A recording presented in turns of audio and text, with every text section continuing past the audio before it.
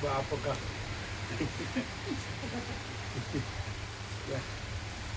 हाल कैसा है जनाब आपका?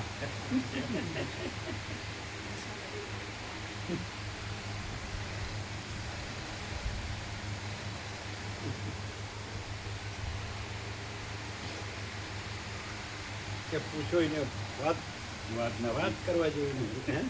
વાત ના પૂછો. નહીં, વાત આવું કહેવા જેવું, કહેવાય નહીં, સેવાય નહીં, રહેવાય નહીં. વેદાંત બ્રહ્મના સારું કામ કરતું નથી. અહીંયા વેદાંત બ્રહ્મના નથી. હા, બધે બધું એક જ અનંત સંપૂર્ણ અસ્તિત્વ છે. બધે બધું એક જ અનંત સંપૂર્ણ અસ્તિત્વ છે. પૂર્ણગ્રામ જો છે અનંત પ્રકાશ, અનંત અનંત શાંતિ, પરમ ચિદાકાર, પરમ જ્યોતિ.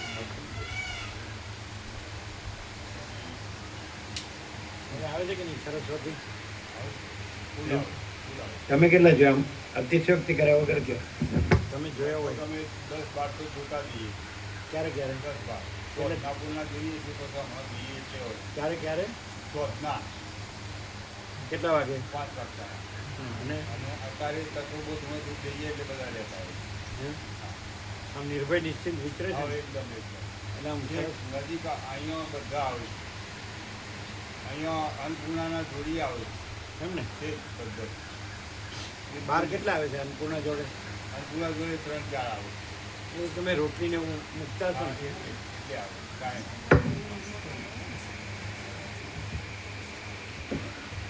કાકા પ્રભુ એ છબી નીકળી ગઈ છે અંદર, જોજો કુટીરમાં છે, નીચે મૂકી છે પેલા માતાજી સફાઈવાળાએ એક છબી નીકળી ગઈ છે. એટલે એ સફાઈ સેવાળા માતાજી નીચે મૂકી છે કુટીરમાં. ઓમ બરાબર છે.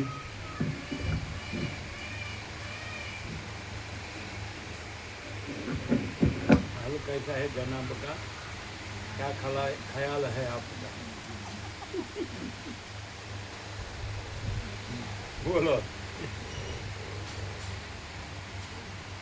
આની કરતા છે ને હા અમારે જેવો હોય ને ડબ્બુનો ઢ ભણ્યો ન હોય ને, અક્ષરે ખબર ન હોય ને કાંઈ, એનો આનંદ જોઈ લો તમે, એની મસ્તી જોઈ લો.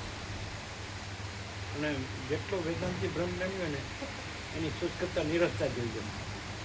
આમ દિવેલકી જલે જેવું હોય, સોગ્યું હોય, સુકાઈ ગયેલું હોય, અને આનંદ અમે જુઓ. મસ્તી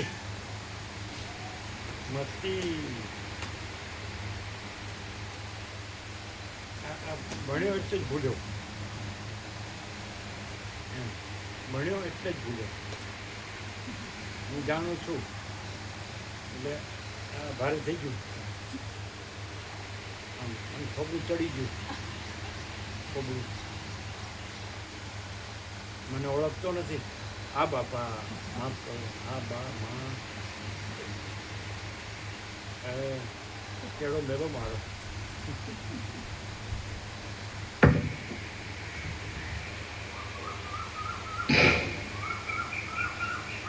એક છબી નીકળી ગઈ છે. જો એ કાકા પ્રભુ જોઈ આવ્યા. જી આવો.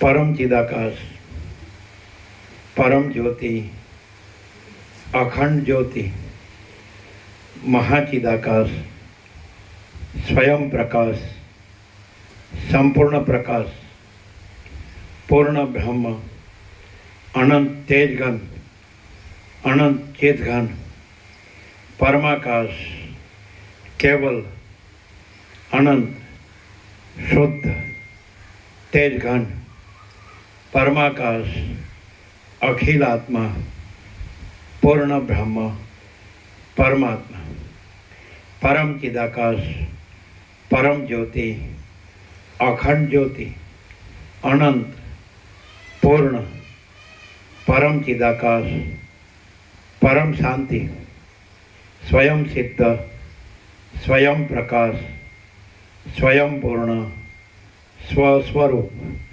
यही सब कुछ है, इसके सिवा कुछ नहीं है। શૂન્યભાસ અનંતકોટિ મહાકલ્પો હાય હે નહીં મહાચિદાકાશ સ્વયં પ્રકાશ સંપૂર્ણ પ્રકાશ મહાચિદાકાશ જ્યોતિ અનંત અખંડ અભેદ મહાચિદાકાશ જ્યોતિ મહાતત્વ મહાસામાન્ય મહાચિદાકાશ સ્વસંવેદ્ય સહજ નિર્વિકલ્પ મહાચિદાકાશ પરમ કૈવલ્ય પરમ શાંતિ પરમ ચિદાકાશ અનંત પૂર્ણ નિરપેક્ષ સત અનંત સંપૂર્ણ અપરિજય નિર્ભ્રાંત નિરપેક્ષ વસિત રામ નિર્વાણ રાઉન્ડ 39મો રાઉન્ડ.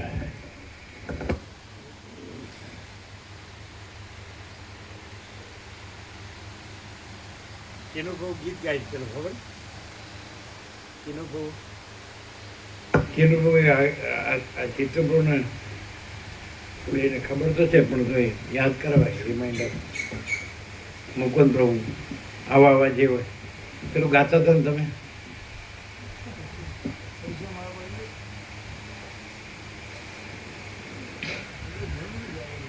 તમે ગાતા હતા ને કયું કે છે ના એ તો એનું છે એ નહીં એ તો હુકાઈ ગયેલું ચવાઈ ગયેલું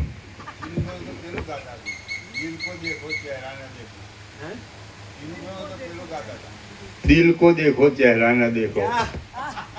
આવજો એનું બહુ બોલજો એ મસ્ત બોલે છો કેજો કેજો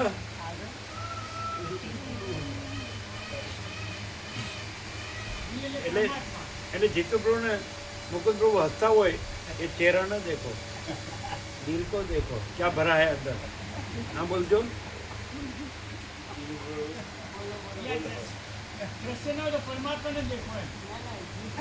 ના ના એ નહીં પેલું પેલું ગાવતો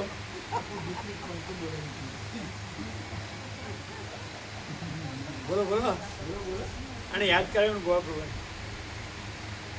એ બોલતા હતા કે નહીં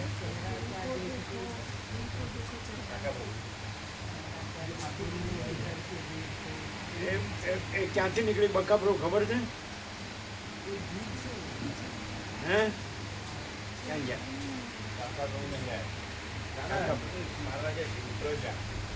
ત્યાં ગયા કાકા પ્રભુ હા હા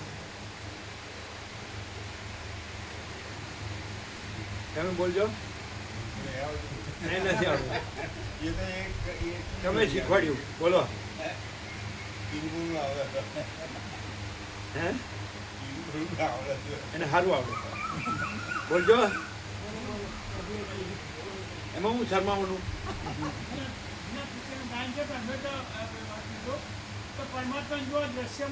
એ ફિલોસોફી નહીં આપણે પેલું ગાણું ગાઓ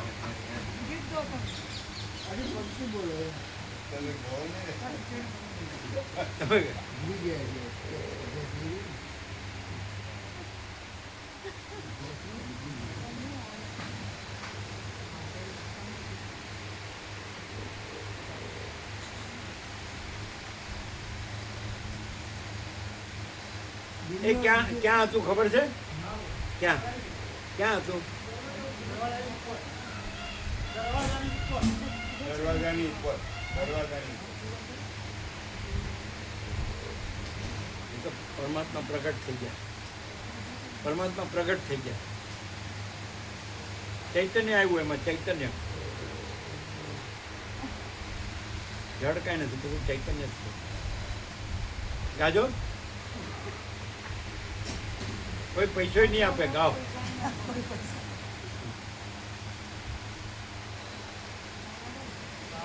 બધાને ખબર ન કોઈને ખબર હોય ન હોય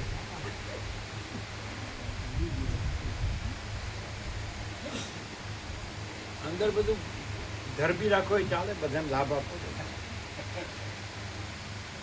ચલો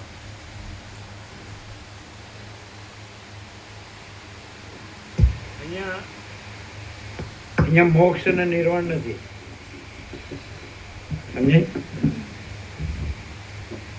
પરમ ચિદાકાશ, પરમ જ્યોતિ, અખંડ જ્યોતિ, બધે બધું એક જ અનંત સંપૂર્ણ અસ્તિત્વ છે. બધે બધું એક જ અનંત સંપૂર્ણ અસ્તિત્વ છે. અનંત પ્રકાશ, અનંત આનંદ, અનંત શાંતિ, પૂર્ણ વિરામ. અહીંયા ઉપચાર નથી. અજાત ને અધ્યારોપ અપવાદ ને વિવર્ત ને દ્રષ્ટિ સૃષ્ટિ ને સૃષ્ટિ દ્રષ્ટિ ને અધિષ્ઠાન અધ્યસ્થ ને, સમજે? એક વિકલ્પ નિર્વિકલ્પ ને આકાર નિરાકાર ને, સમજે? એવું નથી. ડાયરેક્ટ બધે બધું એક જ અનંત સંપૂર્ણ અસ્તિત્વ છે. પેલો આવી ગયો ને, કાલ કે પરમદી આવી ગયો ને કે રાગ દ્વેષ વિકાર નો વિચાર કર્યા વિના, એટલે એ ખોટી ભ્રાંતિ છે. એ સંપૂર્ણ અંદરથી બહારથી છોડ્યા વિના મહાત્મા અમાત્મા લાગે છે અને એમની કરેલી સેવા વ્યર્થ થાય છે. આવી ગયું ને? હવે અહીં ક્લિયર ન થાય, બીજે ક્યાંય થાય પછી પોતાનો બચાવ કરે તો કાંઈક પોતે એમ બોલવા ચાલવામાં, સમજે, અવ્યવસ્થિત અયોગ્ય, પછી બચાવ કરે તો બરાબર, તો ક્લિયર ન થાય. મામા બહુ હસ્યા. કેમ હસ્યા? બોલો બોલો. ઢાંકીને અહીં કઈ ઢાંકવાનું નહીં, ખુલ્લા, અનંત ખુલ્લા, પરમ ચિદાકાશ, સચ્ચા ચોખ્ખા, ખુલ્લા હરપાર. શું કહેતા હતા? બોલજો. એ નથી બોલતા, શરમાય છે. તમે બોલ નાખો. હા, એટલે એ તમે બોલે દિલ કો દેખો, ચહેરા ન દેખો. એનું બહુ બોલતા તે આખું બોલો. હવે એ શરમાય છે.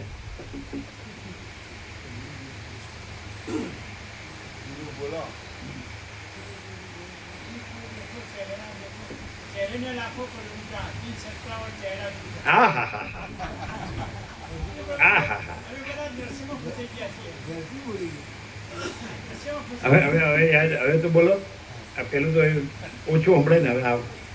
હા. दिल को देखो चेहरा न देखो, चेहरा ने लाखों को लूटा, दिल सच्चा और चेहरा झूठा.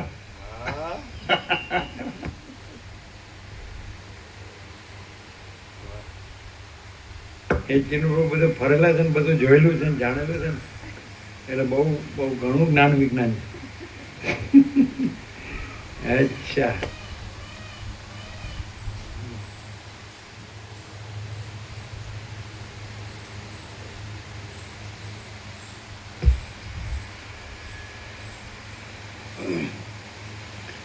आद्य परब्रह्म सदगुरु देव की जय. ओम. કોઈ એમ કે કોણ પ્રભુ એ ચિત્ત પ્રભુ, એટલે કોઈ એમ કે આ સામાન્ય માણસ દેખાય છે, એ બોલે છે બરાબર, પણ એ ત્યાં જરાય એટલે પોતાનું કે બીજાનું કોઈ આ બધું દેખાય છે, એમાં કોઈ ભેદ રહેલો નથી. અને આ જ રહેલું છે. પરમ ચિદાકાશ, પરમ જ્યોતિ, અખંડ જ્યોતિ, બધે બધું એક જ અનંત સંપૂર્ણ અસ્તિત્વ છે. અનંત પ્રકાશ, અનંત આનંદ, અનંત શાંતિ. તો એ સામાન્ય માણસ દેખાતો હોય તો આ જ રહેલું છે. અને એનું સામાન્ય માણસ પણ જે દેખાવ પણ એ નથી રહેલું. અને પોતે બીજા પોતાના બીજાને કઈ આ બધું સમષ્ટિ વ્યક્તિ કારણ કાર્ય કરે. તો એ કયા લક્ષણથી ઓળખાય? બોલો મુકુંદ પ્રભુ, જીતો બોલો. સામાન્ય માણસ દેખાતો હોય તો કીધું સામાન્યની વ્યાખ્યા કાલે થઈ ગઈ, કારણ કે એમાં વિશેષ પણ ન હોય. કારણ કે એ સત્તા સામાન્ય છે, મહાસામાન્ય, સર્વસામાન્ય. તો પણ એ દેખાતો જ હોય સામાન્ય માણસ, બધા માણસ જેવો, એટલે માણસ જેવો જ લાગે. એટલે રાગ દ્વેષ વિકાર એ ખોટી ભ્રાંતિ છે. અને એ અંદરથી બહારથી સંપૂર્ણ કાઢ્યા વિના તો મહાત્મા અમાત્મા લાગે અને એને કરેલી સેવા વ્યર્થ થાય. એટલે એને જે સાંભળેલું જાણેલું એ વ્યર્થ, એટલે ઉગે નહીં. લેખે ન લાગે આપણને શાંતિનો થાય, સંતોષ શાંતિનો. તો એ દોષ એનો છે. વસિષ્ઠ જે છે એ પ્રકાશ છે ને વસિષ્ઠ નથી. આપણે આકારથી જોઈએ, આભાસ આકાર, તો એ વસિષ્ઠ લાગે કે આ વસિષ્ઠ મુનિ છે. પણ આપણે પ્રકાશથી જોઈએ તો એ પરમ ચિદાકાશ, પરમ જ્યોતિ, અખંડ જ્યોતિ છે. બધે બધું એક જ અનંત સંપૂર્ણ અસ્તિત્વ છે. અનંત પ્રકાશ, અનંત આનંદ, અનંત શાંતિ છે. એમ આપણે પૂરેપૂરો ત્યાગ કહેવાય ને, કાઢ્યો ને. તો હવે સામાન્ય દેખાય તો એ કઈ સાઈડને ક્લિયર થવાનું છે? અગર તો એ ખરેખર રિયલમાં ખાલી બોલે જ છે ને એ રહ્યા નથી અને સાંભળવાનો દોષ નથી એવું, તો ખરેખર એ રહ્યા જ છે રિયલમાં. તો ગમે એવો હોય, પહેલો માણસ થયો હોય સૃષ્ટિમાં તે છેલ્લો માણસ સુધી બધાને સ્વીકારવું પડે એવું લક્ષણ શું? સામાન્ય માણસ દેખાય પણ છે, એને એવું લક્ષણ શું કે એ સામાન્ય માણસ નથી અને પરમ ચિદાકાશ, પરમ જ્યોતિ, અખંડ જ્યોતિ જ છે. બધે બધું એક જ અનંત સંપૂર્ણ અસ્તિત્વ છે, એ જ છે. અને અનંત પ્રકાશ, અનંત આનંદ, અનંત શાંતિ જ છે.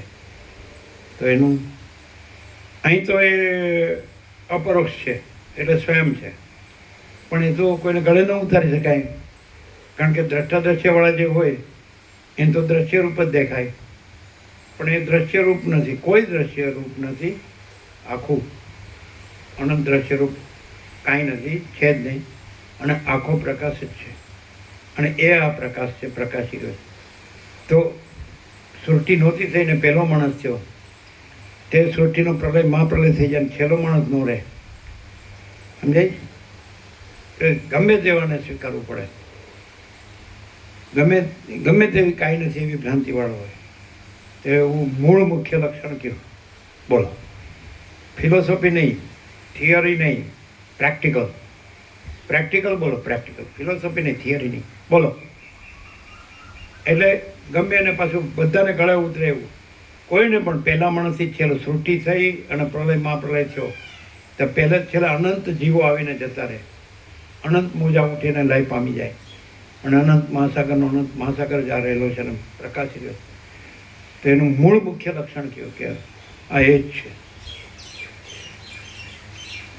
નહીં. હે? શું?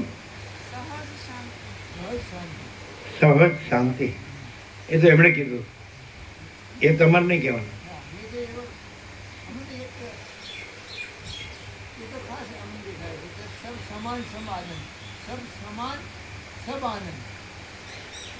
આવું તો બાળપણથી જ ઇન્ડેટ છે અહીંયા.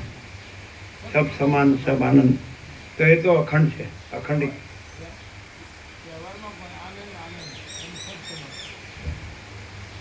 પછી વ્યવહાર ને પરમાર્થનો ભેદ છે. એ બે પોઈન્ટ બરાબર છે. સહજ શાંતિ એ પોઈન્ટે બરાબર છે. મુદ્દો, મૂળ મુખ્ય લક્ષણ, ક્રાઇટેરિયા. અને આ સહજ સમાન આ બાળપણથી છે. સબ સમાન અને સબ આનંદ એ તો બાળપણથી. બોલો મુકુંદ પ્રભુ.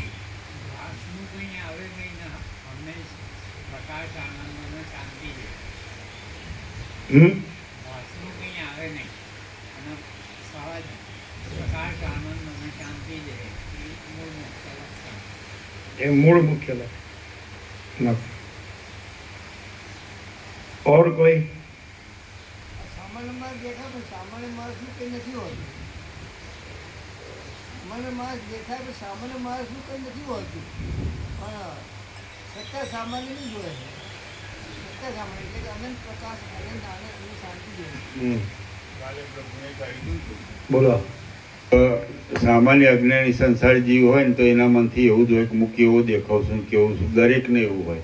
કોઈ એવો ના હોય કે હું બરોબર નહીં દેખાતો, કે હું બરોબર નથી એવું. હું સારો નથી દેખાતો એવું. અને અહીંયા તો ભાસ કંઈ જ નહીં. જો હોય સો હોય તો એમાં સારા ખોટાપણું તો ક્યાં આવે થોડું. એ તો પોતે પરમ તત્વ જ છે, પરમ જ્યોતિ, અખંડ જ્યોતિ. તો પછી એમાં તો દેખાવનું કશું આવતું જ નથી. એટલે સામાન્ય અજ્ઞાની સંસારી જીવમાં તો એ હું પણ હોય જ અને સારું ખોટું દેખાવાનું હોય ત્યારે તો એવું કશું જ ના હોય, ભાસનું કશું ના હોય બિલકુલ. તો આ છે મેલો ગેલો ને ઠંગધડા વિનાનું લાગતો હોય તો એમ લાગે ને કે આનું ઠેકાણું નથી, એવું ના લાગે? ના, ત્યાં એવું આમ કશું હોય. દેખાવ ન હોય, દેખાડો ન હોય, આમ પર્સનાલિટી ન હોય. આમ બધા કેવા હોય છે પર્સનાલિટી, એવું કાંઈ ન હોય તો એમ જ લાગે ને કાંઈ નહીં, એ તો છે, ગમે એવો એ છે માણસ. હે ગમે એવો પર્સનાલિટી વાળો આવ્યો હોય ને પ્રભુ, અહીં તો અળસિયા જેવું જ હોય. અહીં અળસિયા જેવો જ હોય, કશું જ ના હોય એમ. અળસિયા જેવો જ હોય, અળસિયું હોય ને એવો હોય એમ. અહીં કશું જ ના હોય, કારણ કે અહીં તો બીજું કશું છે જ નહીં. પણ આ ભાષ છે જેમ કેશવ પ્રભુએ પૂછ્યું હા 27 વર્ષ પહેલા કે મહારાજ સાહેબ ક્યારે આવશે, એટલે કે ટાઈમ થશે એટલે આવશે. એટલે એવું લાગે ને કે ખુરશી પર બેઠા તો કે આસિસ્ટન્ટ હશે કે ગમે તે સામાન્ય એમ. તો એવું હોય તો બહારનો દેખાવ કશું હોય જ નહીં પ્રભુ, ત્યાં બહારનો દેખાવ કશું જ નહીં. એટલે જ પછી અંદરનું તત્વ ઓળખાય નહીં ને. ચોખ્ખું હોય એ તો એકદમ, કારણ કે સામાન્ય માણસનામાં જે દેખાવપણું છે ને ભાસનું, હું મારાપણું, જે પોતાને કંઈક વિશેષ દેખાડવાનું હોય, તો એવું ઈમોનું કશું જ ના હોય ત્યાં, કારણ કે તો ભાસ છે, એ કશું છે જ નહીં. ત્યાં સુધી તો મહારાજ સાહેબ ઓળખાય જ નહીં.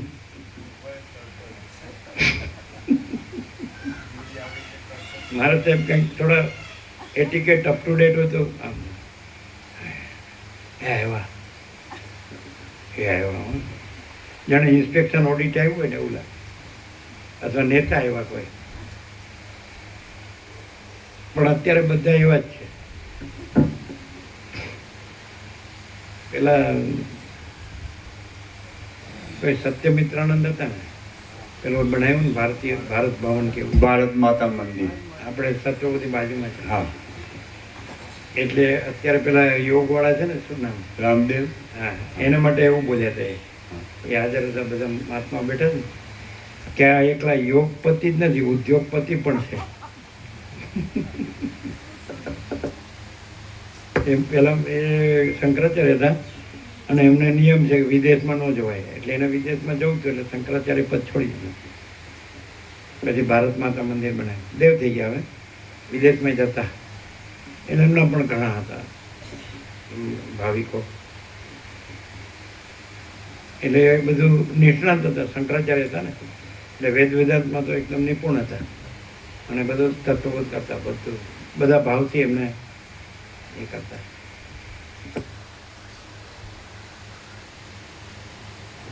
યોગપતિ और उद्योगपति.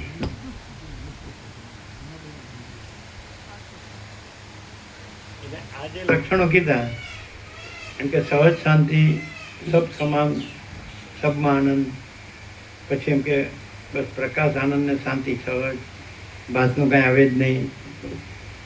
એ તો બરાબર છે. તમે કીધું કે વિશેષ સામાન્ય વિશેષ એવા ભેદ ન હોય, આમ બધા જેવા જ લાગે એમ.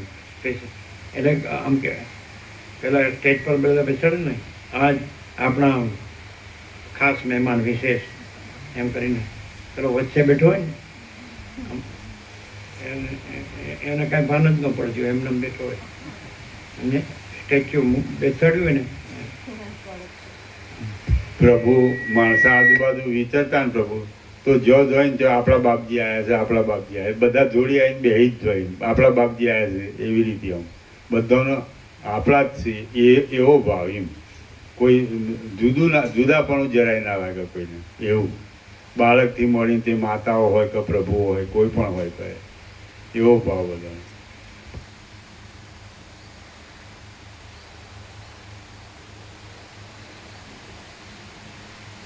આજે સત્રાક્ષર છે કાલનું 17 તારીખનું કે બધે બધું એક જ અનંત સંપૂર્ણ અસ્તિત્વ છે.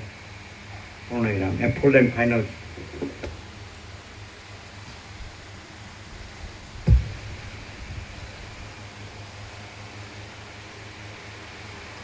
આદ્ય પરબ્રહ્મ સદગુરુ દેવ કી જય. ઓમ શ્રી પરમાત્મને નમઃ. શ્રી યોગ વાસિષ્ઠ મહારામાયણ નિર્વાણ પ્રકરણ પૂર્વાર્ધ સર્ગ 12મો પેજ નંબર 856, પેજ નંબર 856, સર્ગ 12મો, જીવન મુક્તોના વ્યવહારનું વર્ણન. આ 12મા સર્ગમાં રામચંદ્રજીએ વશિષ્ઠના કહેવા પ્રમાણે જનક વગેરે જીવન મુક્ત પુરુષોની સ્થિતિનું ગ્રહણ કર્યાનું કહેવામાં આવશે. એટલે આનંદ તો પેલા કાલે જે પહેલાંનું કીધું ને જે હર્ષદભાઈ બાજુમાં રહે એ મેઇન નહીં, એટલે આપણે આવે છે એ જ મેઇન લાભ લેવા જે હર્ષદ પ્રભુ સાથે મામા પ્રભુ સાથે આવે ને. હર્ષદ પ્રભુ મામા પ્રભુ સાથે એ કાલે આવ્યા એક તો એમનામાં એ લાભ લીધેલો નથી, એટલે એ મેઇન નહીં, એને લેવા એવું મેઇન નહીં. આજે આવે છે પેલા સંડેરવાળા છે મહેન્દ્રપુર ભત્રીજા, એ સરળ સંપૂર્ણ એવા બીજા એની સાથે આવે છે મામા પ્રભુ. બીજા જેને આવું હોય તમારા એ બરાબર, પેલા મેઇન નહીં. અમે કીધું તો તું કાલે, પણ તમારે ફરીથી બરાબર કહી દેવું.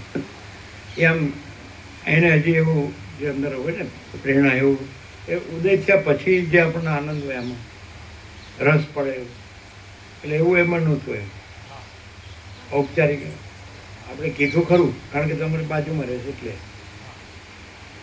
એને એ પણ એ જેના મામાના દીકરા હતા, જેના મેવાડા પાલનપુરના, એ 35 વર્ષ જૂના ભાવે છે. અને 35 વર્ષનું એણે એમ કે હું પહેરવેલો આવ્યો ત્યાં તત્વ બધો તો મેં સાંભળ્યું, હજી મને યાદ છે એમ કરીને યાદ કર્યું. એટલે એ ભાવિક સાચો એ આવવાના જ છે. અને આ એના મામાના દીકરા છે એ જે ત્યાં વસતા રહે એને હજી કાંઈ આમાં અનુભવ નથી, પ્રકાશ નથી, એટલે એને લાવવો મેઇન નથી. પહેલાં મેવાડા પ્રભુ એ અમદાવાદ રહે છે, બીજે રહે છે. એ કે મને 9મી માર્ચ તારીખે યાદ હતી અને 1990, અને મેં પહેલું જ સાંભળ્યું ત્યારથી પછી આજ છે. તો અમે કીધું કેવું વચન? એટલે કે ફૂલો જ્યાં ખીલેલા છે ત્યાં ચડેલા જ છે, તોડીને કોઈને ચડાવીને કરમાવશો નહીં. ગુલાબ કાંટામાં ખીલે છે, કોઈ ગુરુના ગળામાં કે નેતાના ગળામાં કે ઉદ્યોગપતિના ગળામાં ખીલતા નથી, બલકે કરમાય છે. અને તમારા રાજુ પ્રભુએ ફૂલો પાથર્યા હતા, એટલે અમે સાઈડમાં થઈને નીકળ્યા હતા. પછી અમારે કહેવાનું રહી ગયું કે આ બધા નર્મદામાં પધરાવજો. શું કર્યું એમ ને? હા, એટલે એવું કરાય નહીં, બધા એવું કરાવતા હોય એટલે એને ખ્યાલ ન હોય ને, એને બાળકો પણ ઇનોસન્ટ હોય. પણ અત્યારે બધા આવી રીતે બધું આ વિશેષતા છે. ગુરુ હોય, કથાકાર, ઉપદેશક હોય, તો એ લોકોના તમે એ લોકો શો કરે છે તો તમને રિસર્ચ કૃત્રિમતા ઔપચારિકતા આડંબર લાગે. હવે છે કે આ બ્રહ્મદેવતા હતા ને જોશી, બિપિન, એટલે એ બધું 17-5 કહેતા હતા આમ ફૂલોનું કરીએ ને આનું કરીએ ને આરતી, એ બધું. કારણ કે એ બધું કર્મકાંડ ઉપાસના બ્રહ્મદેવતાનું હોય ને બધું, એવું લખીને જ આપ્યું, કાંઈ નહીં કરવાનું સીધું. એટલે તમે હંમેશા વર્ષોથી જોવો જ છો ને ક્યાં કાંઈ. એટલે એવું કહ્યું નથી કે કોઈ મત પણ સંપ્રદાય પદ્ધતિ પ્રક્રિયા માટાથી આ છે. બધે બધું એક જ અનંત સંપૂર્ણ અસ્તિત્વ છે. પછી બધું આવી ગયું ટોટાલિટીમાં, એમ કે નહીં? બધે બધું એક જ અનંત સંપૂર્ણ અસ્તિત્વ છે, પૂર્ણ. સાયન્ટિફિકલી નહીં, ફિલોસોફિકલી નહીં, પ્રેક્ટિકલ એટલે થિયોરિટિકલી બી નહીં, પણ છે પૂર્ણ વિરામ. બધે બધું એક જ અનંત સંપૂર્ણ અસ્તિત્વ છે. આ ફૂલ એન્ડ ફાઇનલ પૂર્ણ વિરામ.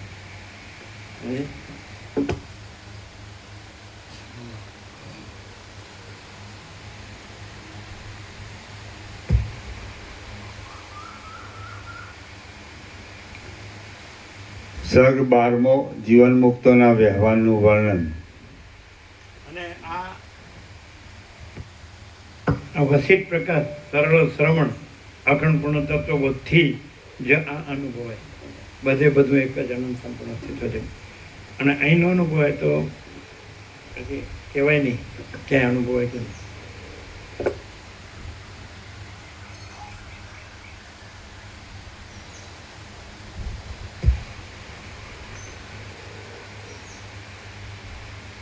તો પછી મુકુંદભાઈ ખબર તો હોય વેદાંત બ્રહ્મજ્ઞાન જેને જાણ્યું હોય કે એકમ એવા દ્વિતીયમ બ્રહ્મ ને નાનાસ્તિ કિંચન સર્વમ કલ્પિતમ બ્રહ્મ તજ્જનને જાણીતું હોય કે એક જ અદ્વિતીય બ્રહ્મ છે.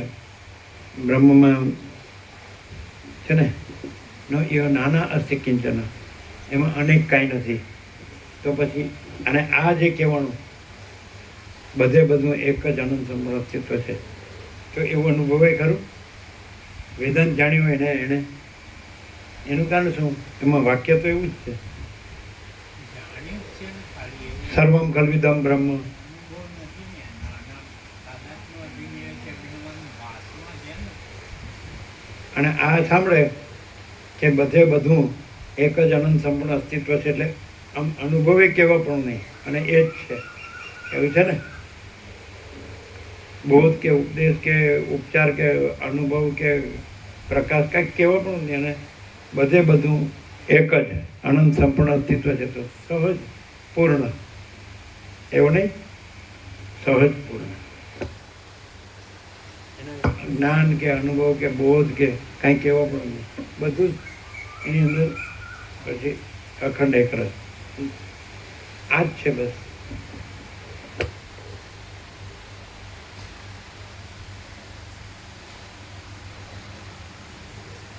પછી એમાં એમ કે ચિદાકાશ ને ભાસ એવો ભેદ ન લાગે, એમ કે બધું અનંત સુધી ચિદાકાશ જ છે.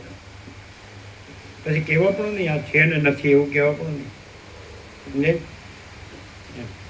કે આખું પરમાકાશ છે, આખું દ્રશ્ય છે જ નહીં.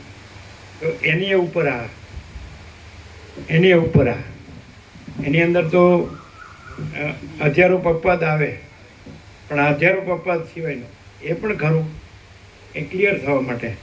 પણ એની ઉપર કે જો હૈ સો હૈ, કે બધે બધું એક જ અનંત સંપૂર્ણ અસ્તિત્વ છે, પૂર્ણ વિરામ. એટલે પછી ત્યાં વિચારવાણી શબ્દ જ નથી, પરાપશ્યંથી મધ્યમાં વૈખરી નથી, શાસ્ત્ર ગુરુ નથી, ઉપચાર નથી, અજ્ઞાન જ્ઞાન બંધ મોક્ષ નથી, દ્રષ્ટા દ્રશ્ય નથી, સાક્ષી સાક્ષ્ય નથી, કોઈ ભેદ નથી. ભક્ત ભગવાનના કે સ્વામી સેવકના કે જીવ જગતના કે વક્તા શ્રોતાના કે કશું જ નથી. એટલે નથી કહેવા પણ નથી, બધું જ છે. નથી કહેવા પણ નથી, આમાં હજારો પપ્પા જ નથી, પ્રક્રિયા નથી. બધે બધું એક જ અનંત સંપૂર્ણ અસ્તિત્વ છે, પૂર્ણ વિરામ, ફૂલ એન્ડ ફાઇનલ છે ને. તો શું એ શું છે? તો કે પરમ ચિદાકાશ, પરમ જ્યોતિ, અખંડ જ્યોતિ. એ શું છે? તો કે અનંત પ્રકાશ, અનંત આનંદ, અનંત શાંતિ છે કે નહીં?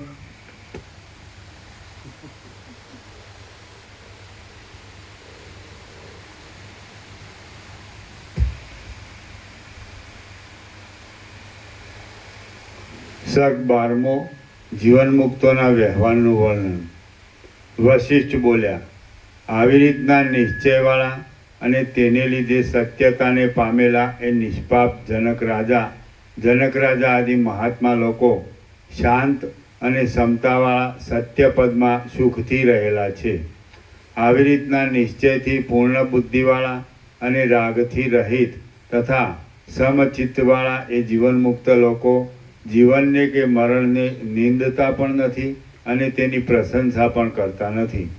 આવી રીતના નિશ્ચયને લીધે અતિ સૂક્ષ્મ લક્ષ્યને પણ વેધવાના ચમત્કારવાળા હોવાથી નારાયણના ભુજની જેમ રહેલા સરળ તથા નમ્ર સ્વભાવવાળા અને જાણે બીજા મેરુ પર્વતો હોય તેવા દ્રઢ એ મહાત્મા લોકો વનોના ખંડોમાં, દ્વીપોમાં, નગરોમાં, દેવતાઓમાંના અનેક ઉપવનોમાં ને સ્વર્ગમાં દેવતાઓની જેમ રમતા હતા. એ મહાત્મા લોકો પુષ્પોથી ભરપૂર અને ઝૂલતા હિંડોળાઓવાળા વિચિત્ર વનોમાં અને મેરુ પર્વતના શિખરોની ટોચોમાં ફરતા હતા. એ મહાત્મા લોકો શત્રુઓને જીતીને છત્ર ચામરોવાળા, વિચિત્ર સમૃદ્ધિઓવાળા, અવિચિત્ર પ્રકારના રાજ્યો કરતા હતા. એ મહાત્મા લોકો ઘણા પ્રકારના શિષ્ટ લોકોના આચારો ઉપર ધ્યાન રાખીને પોતે પણ વર્ણાશ્રમ ધર્મોને અનુસરતા હતા. અને શ્રુતિઓમાં તથા સ્મૃતિઓમાં કહ્યા પ્રમાણે સર્વ પ્રકારના યજ્ઞો વગેરે કરતા હતા. એ મહાત્મા લોકો આ તમારી જેવી સંપત્તિઓથી, રમણીય સ્ત્રીઓના હાસ્યોથી મનોહર લાગતા અને વિહારોથી તથા આહારોથી મનને દોરનારા વિશાળ મહેલોમાં શણગાર ધરીને મોજ કરતા હતા. એ મહાત્મા લોકો સુંદર આંબાવાળી મંદાર નામના કલ્પવૃક્ષોથી ઘેરાયેલી અને અપ્સરાઓના ગાયનોથી છવાઈ રહેલી નંદનવનના બગીચાઓની ભૂમિકાઓમાં આનંદ કરતા હતા. એ મહાત્માઓ સ્થાવર જંગમ પ્રાણીઓથી ભરેલા સર્વ ભુવનોમાં ફરતા હતા અને જેનાથી સર્વ પ્રાણીઓ સુખી થાય છે એવા યજ્ઞોની ક્રિયાઓ કરતા હતા તથા ગૃહસ્થાશ્રમ સંબંધી સુખોમાં યોગ્ય રીતે વિનોદ કરતા હતા. વળી મરેલા મોટા હાથીઓના શબોથી ઘેરાયેલી ભેરી નામના વાદાઓના ભેંકાર શબ્દોથી ભયંકર લાગતી હતી અને જેમાં ઘણી ઘણી ફાવડીઓ માંસ આદિ ખાવાની માટે ભમતી હતી એવી સંગ્રામરૂપી સાગરોની ભૂમિકાઓમાંથી મોટા મોટા પરાક્રમો કરીને એ મહાત્માઓ તરી ગયા હતા. એ મહાત્માઓ ચિત્તને કઠણ રાખવાની જરૂરવાળી, ધનનું હરણ કરી જનારા શત્રુઓએ વધારેલી અને ક્રોધ તથા ક્ષોભને લીધે ભયંકર લાગનારી મોટી મોટી વિપત્તિઓમાં પણ પડ્યા હતા. પરંતુ મહાત્માઓનું મન રાગ વગરનું, ઉપાધિઓ વગરનું, ભ્રમ વગરનું, આસક્તિથી રહિત, સર્વથી છૂટેલું, અત્યંત શાંત અને પરમ સત્વપણાને પામેલું હતું. મોટા મોટા સંકટો અને મોટા મોટા ઐશ્વર્યો આવી પડતા પણ તેઓ જેમ તળાવમાં મોટા પર્વતો ડૂબી જતા નથી તેમ તે સંકટોમાં ડૂબી જતા ન હતા. હે રામચંદ્રજી, જેમ પૂર્ણિમાના ચંદ્રની શોભાથી સમુદ્ર સલકાઈ જાય છે તેમ એ લોકો મોટા મોટા વિલાસોવાળી અતિ સુંદર લક્ષ્મીથી છલકાઈ જતા ન હતા. જેમ ગ્રીષ્મ ઋતુથી વનો કરમાઈ જાય છે તેમ એ લોકો દુઃખથી કે શોકથી કરમાઈ જતા ન હતા. અને જેમ ચંદ્રના ઝાકળ પડવાથી ઔષધિઓ ખીલે છે તેમ એ લોકો ભોગોના સમૂહોથી આનંદ પામતા ન હતા. હે રામ, એ લોકો કરતાપણાનો આગ્રહ ન રાખતા ભોગોને ભોગવતા હતા, પણ સારા ફળો મળવાની કે નરસા ફળો ટળવાની ઈચ્છા કરતા ન હતા. એ લોકો ધારેલા કાર્યો સિદ્ધ થતાં ફૂલી જતા નહોતા, શત્રુઓ વગેરેના દબાણો આવી પડતા ખીન થતા નહોતા, સુખોની પ્રાપ્તિ થતાં રાજી થતા નહોતા અને સંકટોની પ્રાપ્તિ થતાં ગ્લાનિ પામતા નહોતા. એ લોકો કષ્ટોમાં મૂંઝાઈ જતા નહોતા, વિપત્તિઓના દબાણોથી શોકમાં ડૂબી જતા નહોતા, શુભ ફળોની પ્રાપ્તિઓથી રાજી થતા નહોતા અને તમારી જેમ શોકમાં રોતા પણ ન હતા. પોતાના વ્યવહારને ચલાવવા જે કાંઈ કામ કરવાનું પ્રાપ્ત થાય તે કામને આગ્રહ વિના કરતા હતા અને જાણે બીજા મેરુ પર્વતો હોય તેમ કોઈ જાતના વેગમાં નહીં આવતા સ્થિર રહેતા હતા. હે રામચંદ્રજી, તમે પણ સઘળા દોષોને નષ્ટ કરનારી એ દ્રષ્ટિનો આધાર લઈને અને શુદ્ધ ચૈતન્યમાં જ આત્મબુદ્ધિ ધારણ કરીને યોગ્ય ક્રમથી વિહાર કરો.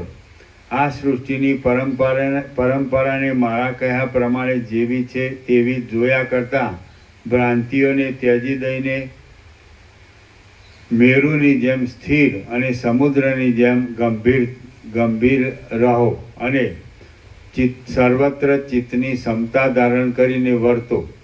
આ સઘળું જગત બ્રહ્મ જ છે, કેમ કે બ્રહ્મ જ જગત રૂપે પ્રતીત થયેલું છે. જગતમાં ક્યાંય કાંઈ પણ સાચું કે ખોટું નથી, પણ સઘળું અનિર્વચનીય જ છે. અનિર્વચનીય નીચે ટાચ છે. જગત સારું છે એમ કહી શકાય નહીં, કારણ કે તે નાશને વશ થાય છે. જગત સાચું છે એમ કહી શકાય નહીં, કારણ કે તે નાશને વશ થાય છે. વળી તે ખોટું છે એમ પણ કહેવાય નહીં, કારણ કે તેનાથી અનેક વ્યવહારો થાય છે. તે જ સત્ય પ્રાપ્તિમાં પણ સહાયક છે, માટે તેને વાણીથી ન બોલાય તેવું અનિર્વચનીય કહે છે.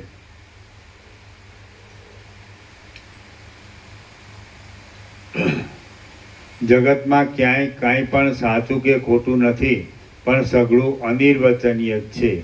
હે રામચંદ્રજી, તમે સારી પેઠે બ્રહ્મપરાનો આશ્રય કરીને અનાદરથી સંસારનો ત્યાગ કરીને તથા કોઈ પદાર્થમાં બુદ્ધિને આસક્ત નહીં કરીને જીવન મુક્ત થાઓ. તમે ભારે ઉદ્વેગ રાખીને શા માટે રડો છો? મૂઢની પેઠે શોક શું કરો છો?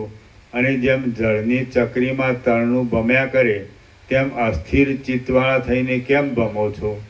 રામ બોલ્યા, હે ગુરુ મહારાજ, મારું સંપૂર્ણ અજ્ઞાન દૂર થયું છે.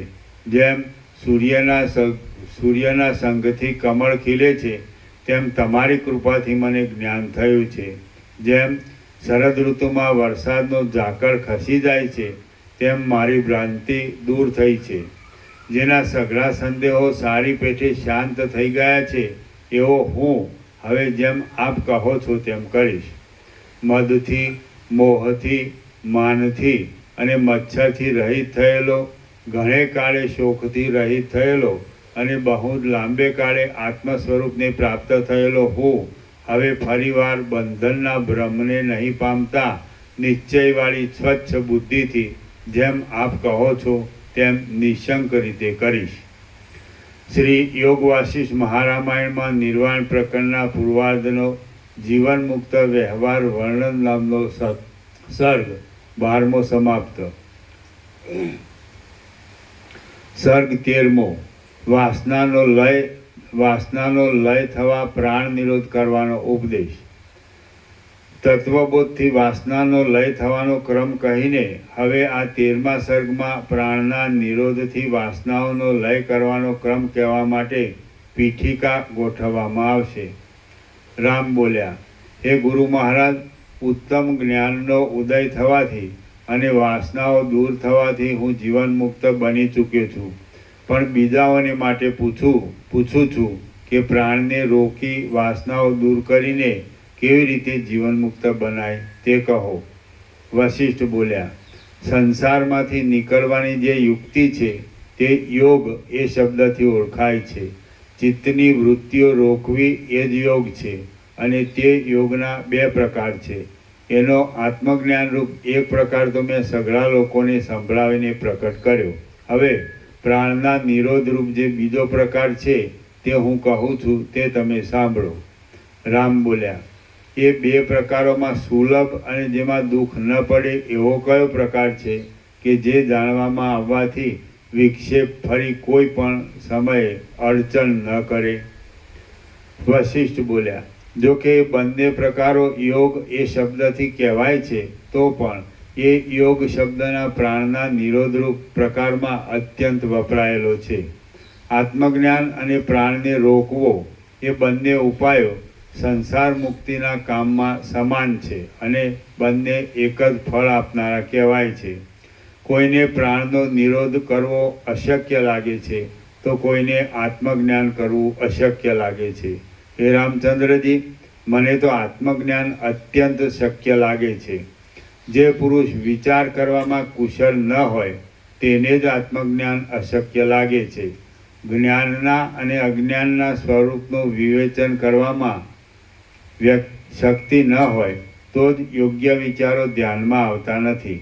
પણ પ્રમાણોમાં કુશળતા ધરાવનારા પુરુષોને એ વિચારોમાં અકુશળપણું સ્વપ્નમાં પણ થવું સંભવતું નથી.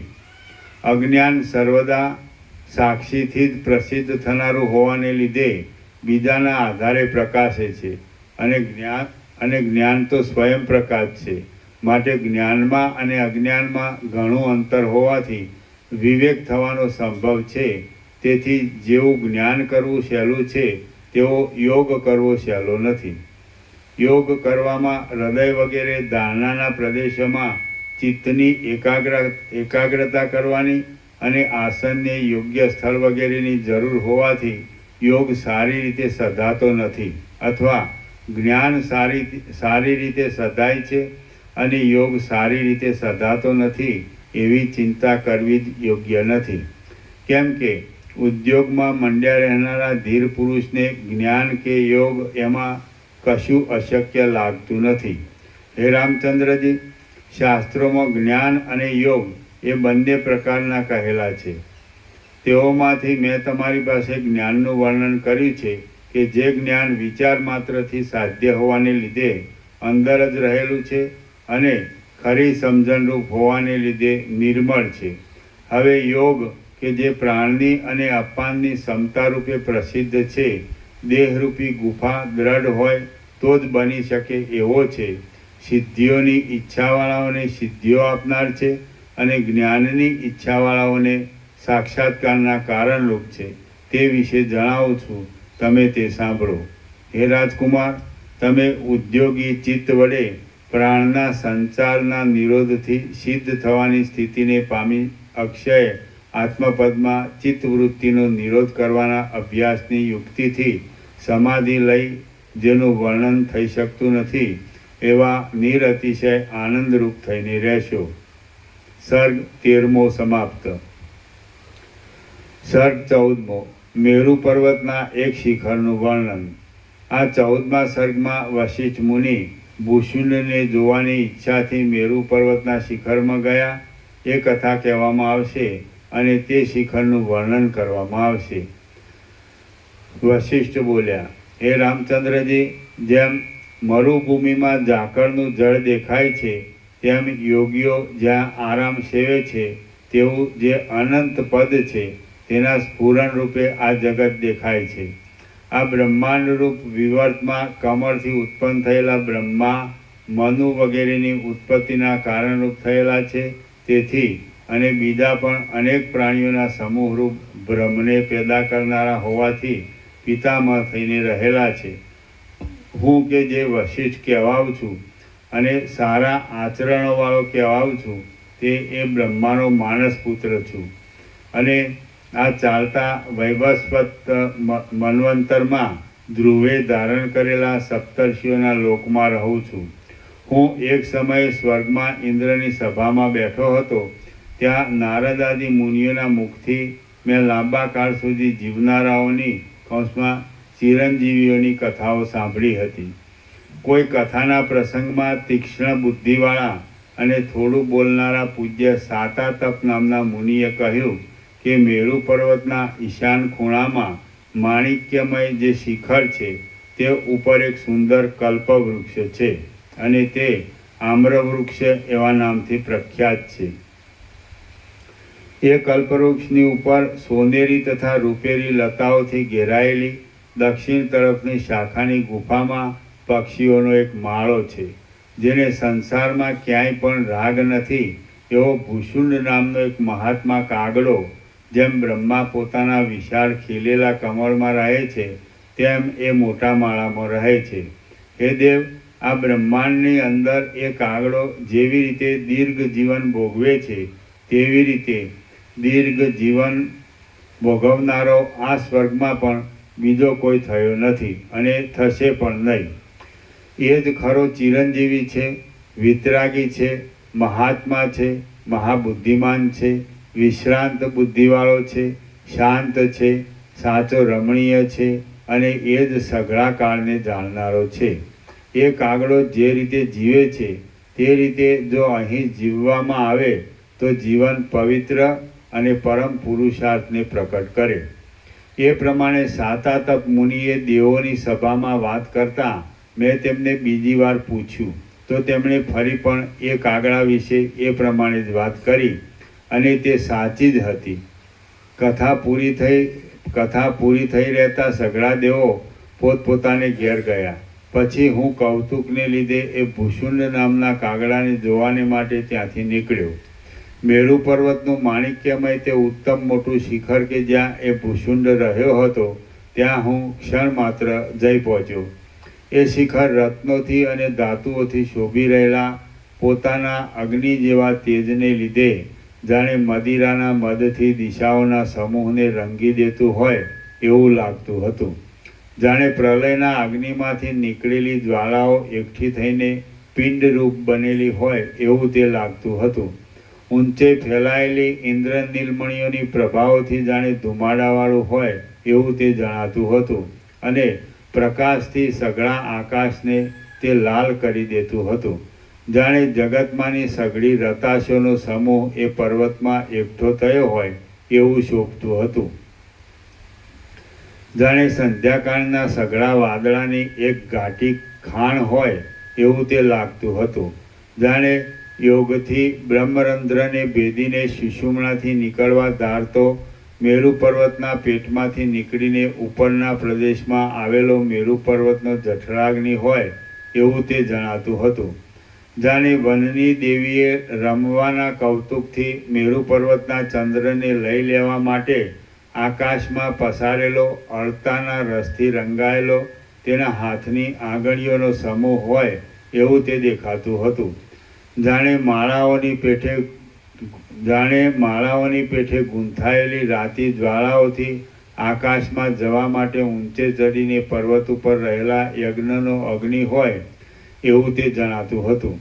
જાણે ચકચકિત કિરણોરૂપી નખોની અણીઓવાળી 3 ટોચોરૂપી આંગળીઓથી તારાઓને અડીને ગણવા માટે આકાશમાં પહોંચ્યું હોય એવું તે ઊંચું હતું. જાણે પૃથ્વીએ પોષેલી વનલક્ષ્મીનો ગાજતા મેઘોરૂપી મૃદંગોવાળો નૃત્ય મંડપ હોય એવું તે શોભતું હતું. ખીલતા પુષ્પોના ગુચ્છોથી તે ભરપૂર હતું. ભ્રમરોના ગુંજારોથી ભરપૂર હતું. દંત પંક્તિ પેઠે શોભતી તાડપત્રોની પંક્તિથી જાણે કોઈને હસતું હોય એમ તે સ્ફૂરતું હતું. હિંડોળાઓમાં ઝૂલતા અપ્સરાઓના સમૂહથી યુક્ત હતું અને સઘળા પામર પ્રાણીઓના મદમાં અને કામમાં વધારો કરતું હતું. વળી તે ગુફાઓની શિલાઓ પર થાક લેતા દેવતાઓના જોડાઓથી દીપી રહ્યું હતું. આકાશની શોભાથી તથા ગંગાજીના શ્વેત પ્રવાહની શોભાથી અને ઊભા વાંસની શોભાથી જાણે તે ઉત્તમ મૃગ ચર્મને ઓઢીને તથા જનોઈ પહેરીને અને હાથમાં દંડ લઈને કોઈ બુઢો બ્રહ્મચારી ઊભો હોય એવું લાગતું હતું. ગંગાજીના જરાઓથી ગાજી રહેલા લતા મંડપોમાં બેઠેલા દેવતાઓથી શોભી રહ્યું હતું. સુગંધર્વોના ગાયનોથી મનનું આકર્ષણ કરતું હતું. સુગંધોથી ભરેલા મધુર પવનવાળું હતું. ખીલેલા સોનેરી કમળોરૂપી માથાના શણગારોવાળું હતું અને તારાઓરૂપી રત્નોથી શણગારેલું હતું. આમ પીળા રંગનું તે મેરુનું શિખર આકાશના પારને પહોંચેલું હોય એવું જણાતું હતું. ધોળા, લીલા, પીળા અને રાતા બગીચાઓના પુષ્પોના સમૂહોરૂપી નવા નવા રંગોથી જાણે આકાશમાં નિર્મળ ચિત્રોને બનાવતું હોય એવું લાગતું હતું અને દેવતાઓની સ્ત્રીઓનું વિહાર સ્થાન હતું. સર્ગ 14મો સમાપ્ત. સર્ગ 15મો. ઓમ ઓમ ઓમ. પ્રસાદ આપી દે. લેવો છે સર? બરાબર ટાઈમ બરાબર છે ને? લેવો છે? લેવો છે? તમારે ક્લાસમાં મોડું ન થાય.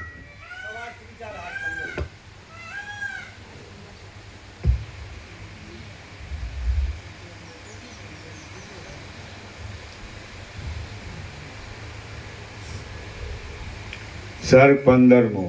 મેરુ પર્વતના શિખર પરના કલ્પવૃક્ષનું ને ત્યાં રહેતા ભૂષુંડ વગેરેનું વર્ણન. આ 15મા સર્ગમાં શિખર ઉપરના કલ્પવૃક્ષનું, પુષ્પો તથા પક્ષીઓ વગેરેની સંપત્તિઓનું, શાખામાંના કાગડાઓના સમૂહનું અને તે સમૂહમાં ભૂષુંડનું વર્ણન કરવામાં આવશે. વશિષ્ઠ બોલ્યા, હે રામચંદ્રજી, પુષ્પથી ભરપૂર મોટા મોટા વાદળારૂપી કેશોવાળા એ શિખરના મસ્તક ઉપર તે કલ્પવૃક્ષ મારા જોવામાં આવ્યું કે જે કલ્પવૃક્ષ ચારે બાજુ સરખી રીતે ફેલાયેલી શાખાઓને લીધે જાણે શાખાઓનો સમૂહ હોય એવું લાગતું હતું. તે પરાગરૂપી વાદળાથી ઘેરાયેલું હતું. રત્નમય ગુચ્છોથી ઊંચી શોભાને પામેલું હતું. ઊંચાઈથી આકાશને જીતી લેતું હતું. એક શિખર ઉપર જાણે બીજું શિખર ચડાવવામાં આવ્યું હોય એવું તે લાગતું હતું. વચમાં આવેલા તારાઓને લીધે જાણે બમણા પુષ્પોવાળું હોય એવું જણાતું હતું. વચમાં આવેલા વાદળાને લીધે જાણે બમણો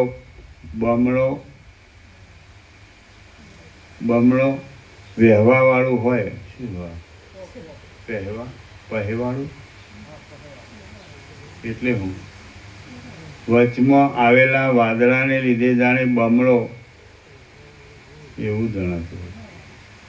પ્રિન્ટિંગ મિસ્ટેક. વચમાં આવેલા વાદળાને લીધે જાણે બમણો હા આગળ વહેવાવાળું હોય એવું જણાતું હતું. વચમાં આવતી વીજળીઓને લીધે જાણે બમણી મંજરીઓવાળું હોય એવું જણાતું હતું. એ ઉપમાઓ છે બધી. હા ઉપમા છે. હા શાખાઓમાં કિન્નરોની સ્ત્રીઓના ગાયનને લીધે જાણે ભ્રમરોના બમણા ગુંજારવાળું હોય એવું જણાતું હતું. અને હિંડોળાઓમાં હિંચતી અપ્સરાઓના હોઠ આદિ અંગોના દેખાવને લીધે જાણે બમણી કુંપળોવાળું હોય એવું લાગતું હતું. વળી મનગમતો વિહાર કરવા પક્ષીઓનો વેશ ધારણ કરીને શાખાઓમાં ફરતા સિદ્ધ લોકોના તથા ગંધર્વ લોકોના સમૂહોને લીધે જાણે બમણા પક્ષીઓથી ઘેરાયેલું હોય એવું તે જણાતું હતું. સ્વચ્છ ઝાકળથી બમણી થયેલી રત્નોની કાંતિરૂપ છાલથી જાણે વસ્ત્રો પહેરીને ઊભું હોય એવું દેખાતું હતું. જાણે ચંદ્રના બિંબનું આલિંગન મળવાથી અમૃતના રસથી ભરપૂર થઈને બમણા પોષાયેલા હોય એવા મોટા ફળોથી દીપી રહ્યું હતું. અને શાખાઓના મૂળોમાં ભરાયેલા પ્રલયકાળના વાદળાને લીધે જાણે બમણા પ્રદેશોવાળું હોય એવું તે જણાતું હતું. એ કલ્પવૃક્ષની શાખાઓમાં દેવતાઓ, પાંદડામાં કિન્નરો, ઘટાઓમાં મેઘો અને જળવાળા પ્રદેશોમાં બીજા દેવ આદિ લોકો વિશ્રામ લેતા હતા. અપ્સરાઓ રૂપી ભ્રમરીઓ પોતાના કંકણોના શબ્દોથી ભ્રમરોને દૂર કરીને એ મોટા આકારવાળા વૃક્ષોના પુષ્પોમાંથી રસ ચૂસતી હતી. દેવતાઓ, કિન્નરો, ગંધર્વો અને વિદ્યાધરો એની ચારે દિશાઓમાં ફરતા હતા. છેડા વિનાની 10 દિશાઓને ભરપૂર કરીને ઊભેલું હોવાથી એ કલ્પવૃક્ષ જાણે કોઈ બીજું બ્રહ્માંડ હોય એવું જણાતું હતું. ઘાટી કળીઓથી, ઘાટા કોમળ પાંદડાથી, ઘાટા ખીલેલા પુષ્પોથી, ઘાટી વનરાજીથી, ઘાટી મંજરીઓથી, ઘાટા મણિમય ગુચ્છોથી, ઘાટા દિવ્ય વસ્ત્રોથી, ઘાટા રત્નોથી અને લતાઓના સમૂહથી તે ભરેલું હતું. સર્વ પ્રદેશોમાં પુષ્પોના સમૂહોથી, ફળોથી, પાંદડાઓ અને સુગંધી પરાગોથી અત્યંત વિચિત્ર લાગતું હતું. એ કલ્પવૃક્ષની ડાળીઓમાં, લતાઓથી વીંટાયેલા ભાગોમાં, લતાઓમાં, પાંદડામાં, ઉપરના ભાગોમાં અને પુષ્પોમાં માળાઓની અંદર રહેલા ઘણા ઘણા પક્ષીઓ મારા જોવામાં આવ્યા. ચંદ્રની કળાઓના ટુકડાઓ જેવા કમળની નાળોના ટુકડાઓના અને કમલિનીઓના ધોળા કંદોના ભક્ષણથી પોષાતા બ્રહ્માના વાહનરૂપ કેટલાયક હંસો જોવામાં આવ્યા.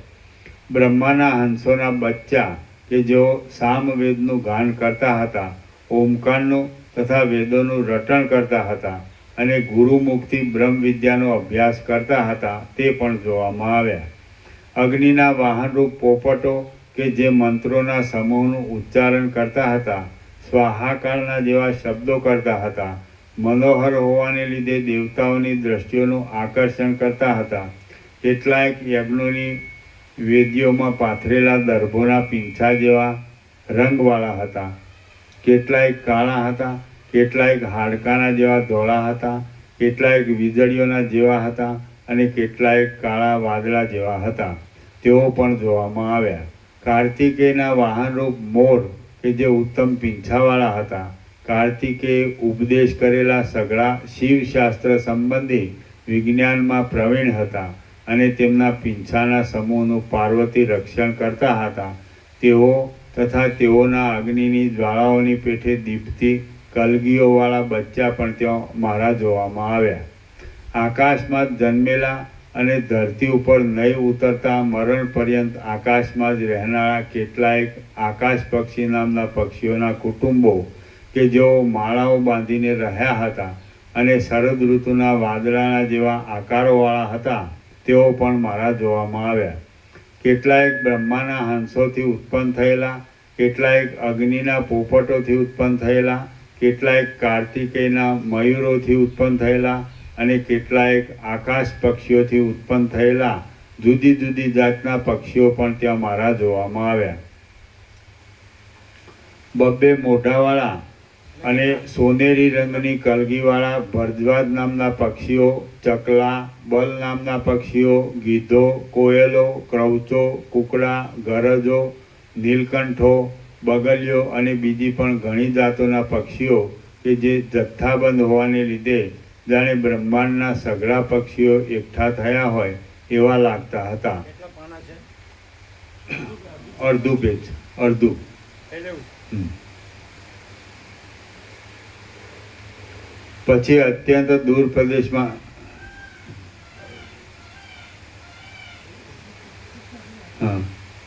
તેઓ પણ એ વૃક્ષ પર મારા જોવામાં આવ્યા. પછી અત્યંત દૂર પ્રદેશમાં રહેલી એ વૃક્ષની એક દક્ષિણ તરફની મોટા મોટા પાંદડાવાળી શાખાઓ પર મેં આકાશમાં ઊભા ઊભા દ્રષ્ટિ કરી ત્યારે જાણે લોકાલોક નામના પર્વતના અરણ્યમાં રહેલા પ્રલયકાળના વાદળોનો સમૂહ હોય તેમ તે શાખામાં રહેલું અને મંજરીઓની ઝાડથી ઢંકાયેલું સઘળા શરીરે કાળા એવા કાગડાઓનું મંડળ ત્યાં મારા જોવામાં આવ્યું.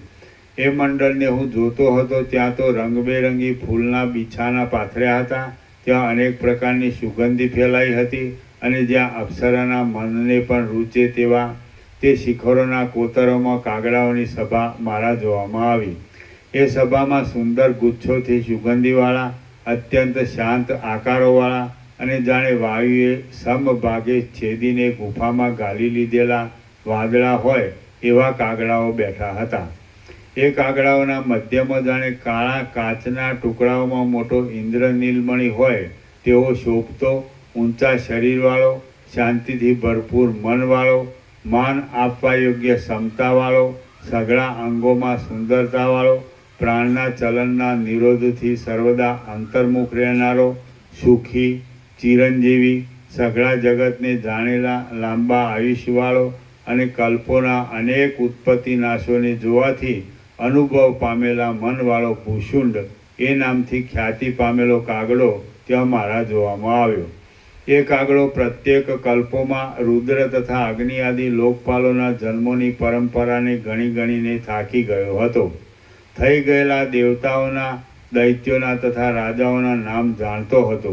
પ્રસન્ન તથા ગંભીર મનવાળો હતો, ચતુર હતો, સ્નેહથી ભરેલી તથા મનોહર વાણીવાળો હતો, ઝીણા વિષયોને પણ સરળતાથી સમજાવનારો હતો, સઘળા શાસ્ત્રીય વિષયોને જાણનાર હતો, મમતાથી તથા અહંતાથી રહિત હતો, મૃત્યુને પણ પુત્રની જેમ પ્યારો હતો, બ્રહ્મરૂપ હોવાને લીધે સર્વદા સર્વ પ્રાણીઓને સઘળી રીતે વર્ણનના પ્રસંગમાં માન્ય હોવાથી સર્વને સુદૃઢ બંધુ તથા મિત્ર સમાન હતો.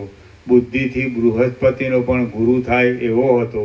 અસંગપણાથી વ્યવહાર કરનાર હોવાને લીધે જીવન મુક્ત હતો અને સૌમ્ય, પ્રસન્ન, મધુર મનવાળો, પ્યારો લાગે એવો, અંદર અખંડ શીતળતાવાળો, કમળને, મનને તથા પદ્મને પોતામાં જ રાખનારો, સ્વચ્છ, ગંભીરતાને નહીં તજનારો, સ્પષ્ટ જણાતા આશયની શોભાવાળો અને વિશાળ આશયવાળો હોવાને લીધે સરોવરની પેઠે તે શોભતો હતો.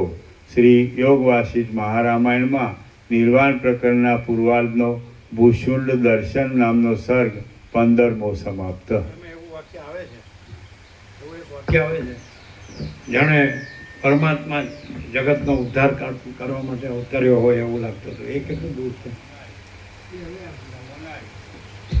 આમાં નહીં આવે, આમાં હવે આવશે. હવે આવશે.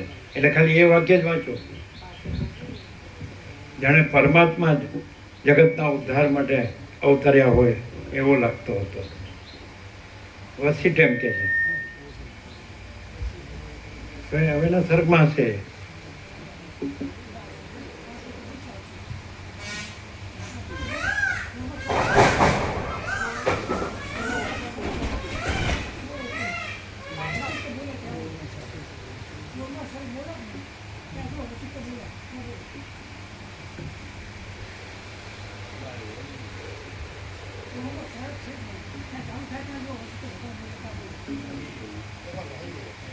જાણે પરમાત્મા જગતના ઉદ્ધાર માટે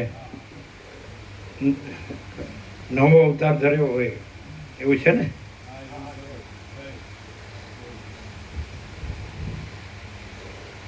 એવો તે લાગતો હતો.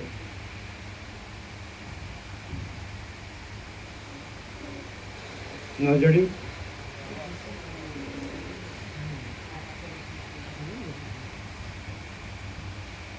કહાં જાવ છે તો હલો પ્રસાદ આપી દો.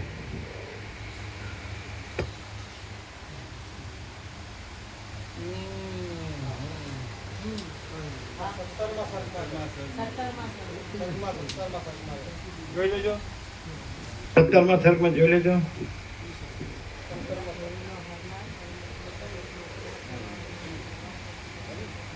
સાંભળો કાકા પ્રભુ, સાંભળીને પછી પ્રસાદ આપો. વશિષ્ઠ કે છે, વશિષ્ઠ કે છે એને પરમાત્મા કે છે. એટલે વશિષ્ઠને એવું નથી કે હું એકલો હું જ પરમાત્મા છું, એવું નહીં. જે એને લાગે કે આ પરમાત્મા છે તો કે આ પરમાત્મા છે.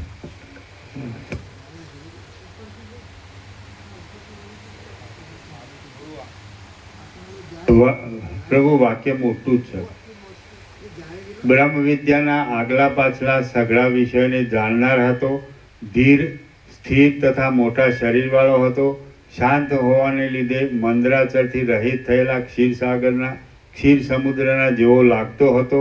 પૂર્ણકામ હતો, શુદ્ધ હતો, ઠરેલી બુદ્ધિવાળો હતો, શાંત હતો, પરમાનંદમાં મસ્ત હતો. સંસારની સઘળી વસ્તુઓ પ્રકટ થઈ લોપ પામે છે એ માયાથી તથા આત્મતત્વથી જ થાય છે એવી પાકી સમજણવાળો હતો. વીણાના ગાયન જેવા પ્યારા, મીઠા તથા યોગ્ય વચનો બોલનારો હતો. જાણે સઘળા ભયોને હરનાર પરમાત્મા જગતનો ઉદ્ધાર કરવાની માટે નવા સ્વરૂપને ધારણ કરીને બેઠેલો હોય એવો લાગતો હતો.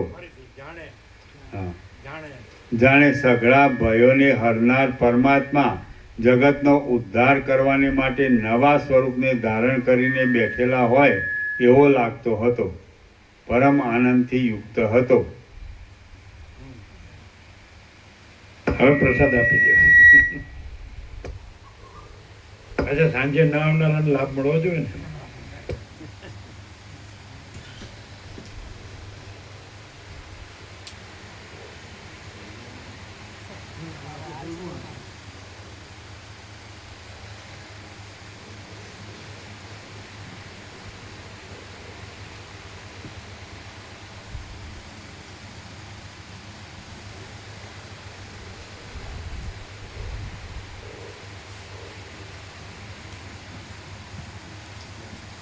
લીલા કેળા ક્યાંથી આવ્યા?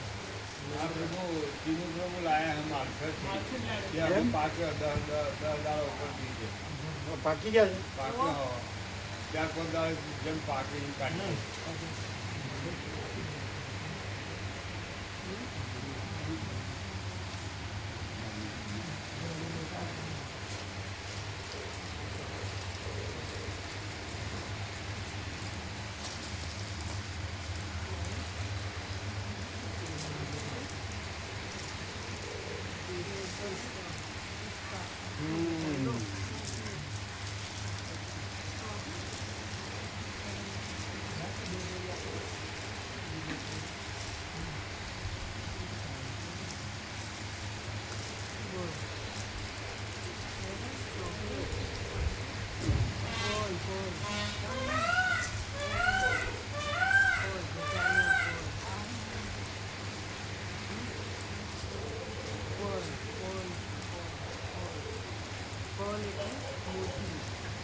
વસ્તી નહીં આવે તેમ કે હા હા હા સામાન્ય માણસ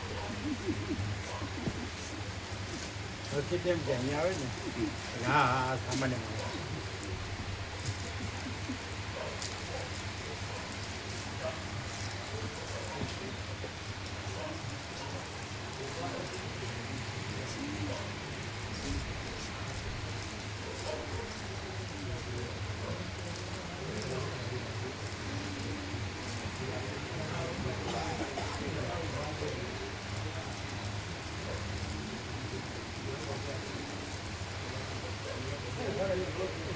માતાજી પછી અહીંયા આવે ને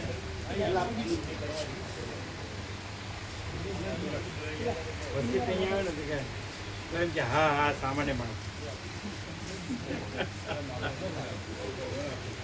પછી એમ કે કેવી રીતે તો એ પોતે જ કે છે એ પોતે જ સ્વીકારે છે. વિશેષતા ના હોય તો વિશેષતા ના હોય મારા બધું કંઈક ચંચળતા હોય એટલે વસિત એમ કે અહીંયા આવે તો વસુલ એમ કે આ જાણે પરમાત્મા જગતનો ભય હરવા નવો અવતાર ધરીને બેઠો એવું લાગતું. અહીંયા આવે તો વસિત એમ કે હા હા આ સામાન્ય માણસ એ પોતે જ કે છે ને એમ કે વસિત એ પોતે જ કે છે હું ક્યાં કહું વસિત અહીંયા આવે તો એમ કે હા હા આ સામાન્ય માણસ એ પોતે જ કે છે. અસ્તિત્વ સાથે એકરૂપતા હે અસ્તિત્વ સાથે એટલે એકરૂપ અસ્તિત્વ સાથે એકરૂપતા ક્યારે કહેવાય? બે હોય ત્યારે કહેવાય. એક આ છે અને એક અસ્તિત્વ છે અને આની અસ્તિત્વ સાથે એટલે દ્વૈત આવ્યું. સામાન્ય અસ્તિત્વ સાથે એકરૂપતા એટલે બે થાય કે નહીં? દ્વૈત થાય કે નહીં?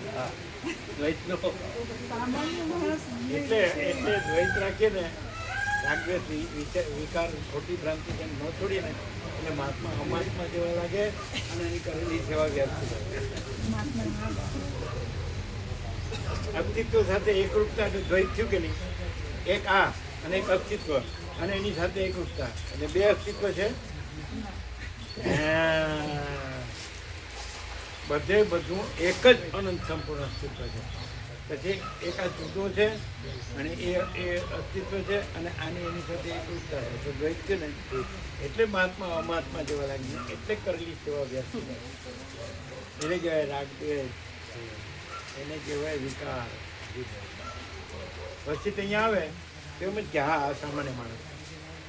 તો કોઈ કે કેમ તો કે પોતે જ કે છે ને સાચું. સત્તા સામાન્ય સામાન્ય છે પણ સત્તા હે સામાન્ય સત્તા સામાન્ય મહાસામાન્ય મહાચિદાકાશ જ્યોતિ મહાતત્વ મહાસામાન્ય.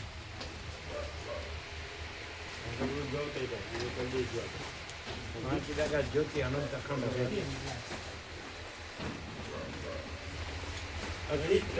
સામાન્ય આવે છે ગણિતમાં સામાન્ય આવે છે સામાન્ય એટલે એક જ સામાન્ય એટલે એક જ સમાન હા સમાન અને અસ્તિત્વ સાથે એકરૂપતામાં દ્વૈત આવે.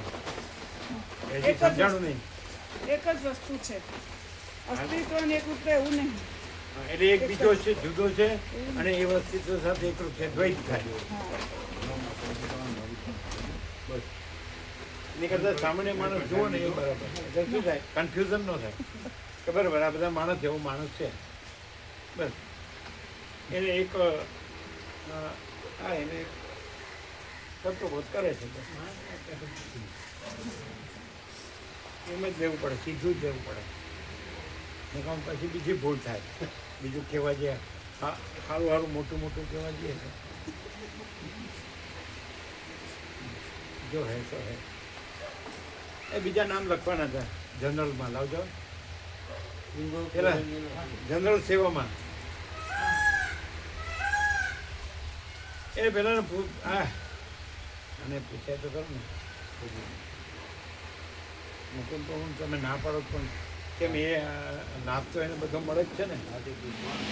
ના ના એ વચનામૃત નથી રહેતા પછી એનો પ્રસાદ બનાવમાં 10 બાટલો ન આવે અને પછી